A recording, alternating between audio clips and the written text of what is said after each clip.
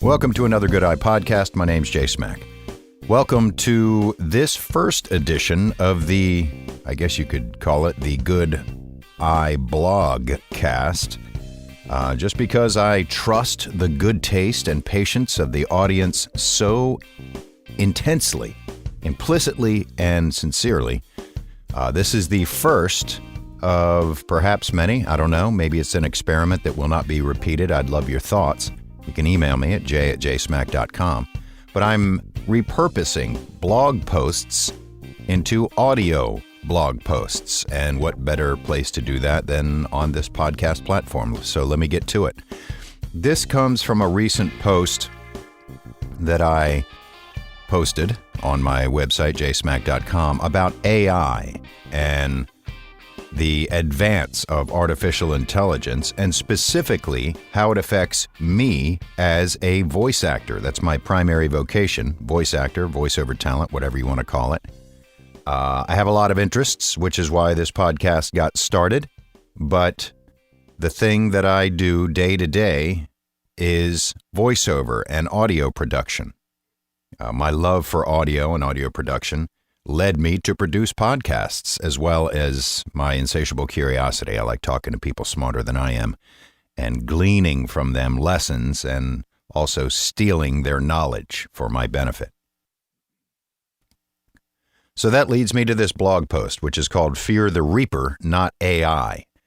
And it was inspired by a post that strategic coach Dan Sullivan, that's what he calls himself, that's not my gloss on him, the strategic coach, Dan Sullivan, and he's got lots and lots of followers and content and books. That's how I found him, a book. My good friend Aaron Lee, who is a business coach himself, recommended a book to me by Dan Sullivan, which was also written, or I should say it was written by Dr. Benjamin Hardy, who put Dan Sullivan's thoughts into book form. Now, Benjamin Hardy has his own canon of work as well, and I read his book, Willpower Does Not Work, a few years ago, and I found it fascinating. It's sort of a very realistic look at getting things done and willing things to be done and willing reality and bending it to your purposes does not work. You've got to put in the work. So at any rate, Benjamin Hardy and Dan Sullivan have worked together quite a bit. So when Aaron Lee suggested the book to me, I took it seriously and I read it. And the one I'm reading is called Who, Not How. And it advocates finding the right person for the job and hiring them to do it, which frees you up for other things. Opportunity cost, if you will. So at any rate, this post that I put up goes like this. A quote regarding AI by strategic coach Dan Sullivan from a recent email. Quote, AI won't replace people. People will be replaced by other people who use AI. And this quote gave me pause and helped me look at this issue from a different angle. As a human voice actor, I believe the threat of AI encroaching on businesses, vocations, and territory traditionally held by actual humans is real and must be taken seriously. But if you're in an industry that AIs digitalize or watching hungrily, because we can't help but ascribe animalistic traits to non-living things, can we? Then how can you take action with Sullivan's wise words ringing in your head? Ringing in your head in the form of a human voice, hopefully. Well, for starters, you can get with it, understand it, study it, use it, and get a feel for its reach. I'm talking about AI. Whether it's ChatGPT, synthetic voices, or transcription software, realize its potential and learn how you can capture what it offers to your benefit. Burgle the gold from its lair, to steal a Tolkien reference. The Hobbit specifically, even if that means a fuller understanding of what benefits AI brings as it relates to, in my case, and in the case of my fellow voice artists specifically, voice and voiceover technologies. Try to find out where that line leads and ends, and the benefits of decidedly and exclusively human contribution begins. AI's emotions, quote unquote, are algorithmic, not intuitive, not emotional, not empathetic, nor compassionate. While AI can offer speed and efficiency that no human can match, it does not tote with it the need for compensation, aside from a fee or a subscription. It will never call in sick or sue its employer for wrongful termination. The presence of AI should be a motivator. It should be a source of inspiration, a reminder to know yourself deeply and to lean into the aspects of yourself and your humanness that only you can bring. It's those aspects that will set you apart, not only from AI, but from everyone and everything else. That should be cause for celebration. I mean, if not, then just ignore it. Turn your back on it. Hope for the best. At your peril. Maybe it'll just go away. But what do I know? I'm only human.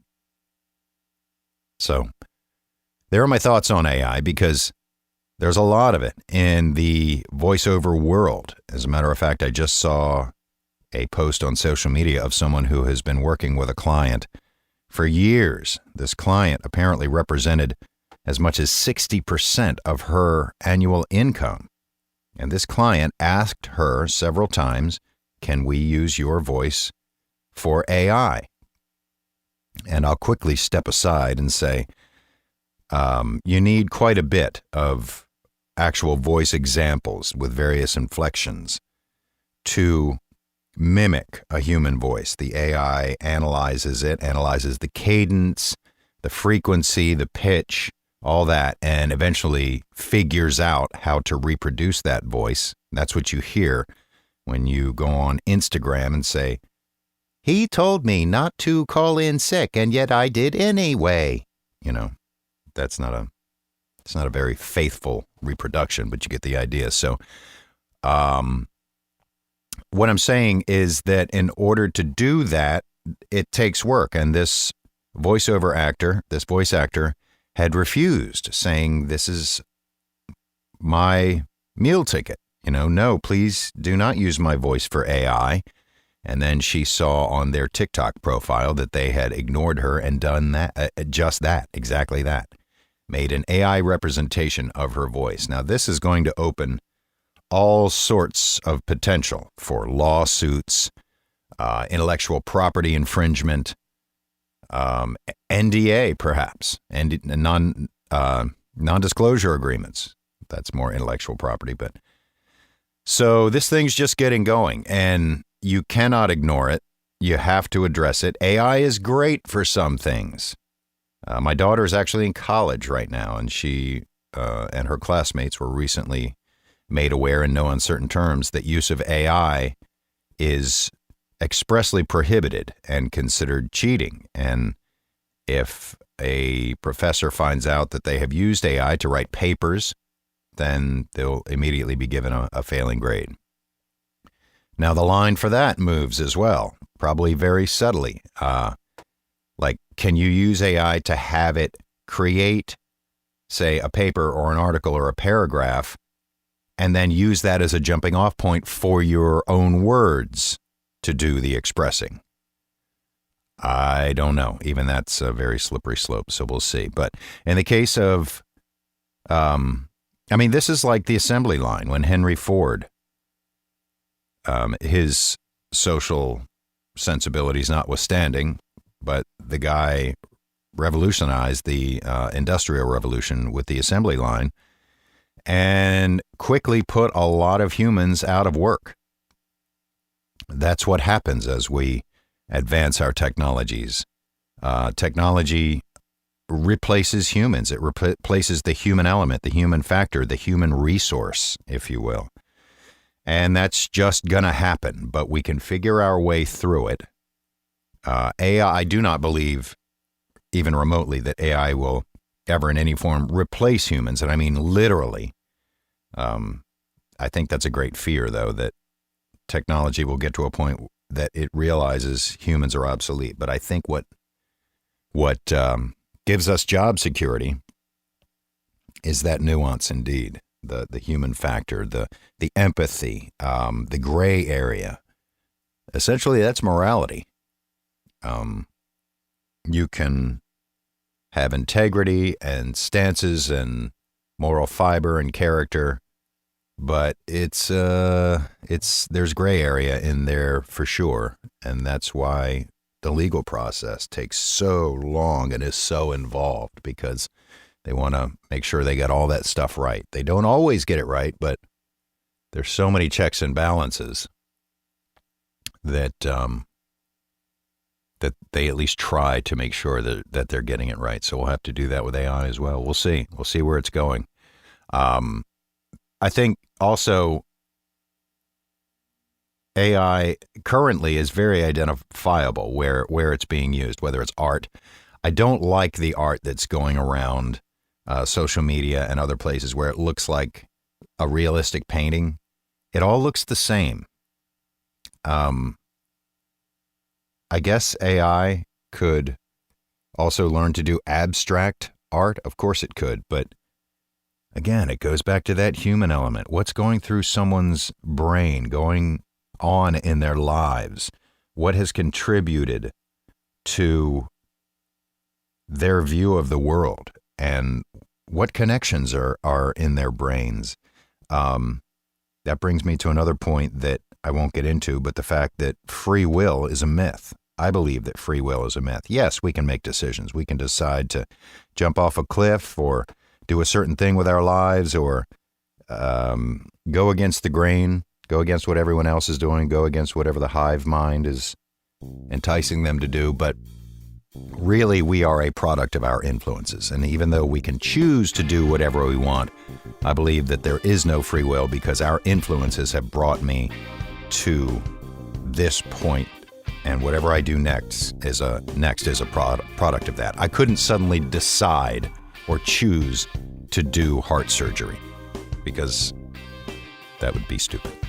I'm going to leave it there. Anyway, thanks for your time, attention, and intention. Jay@jsmack.com with any feedback. And if you'd like to have a conversation about something on the Good Eye podcast, get in touch. Always curious. We can choose to do and talk about whatever we want. Thanks for listening.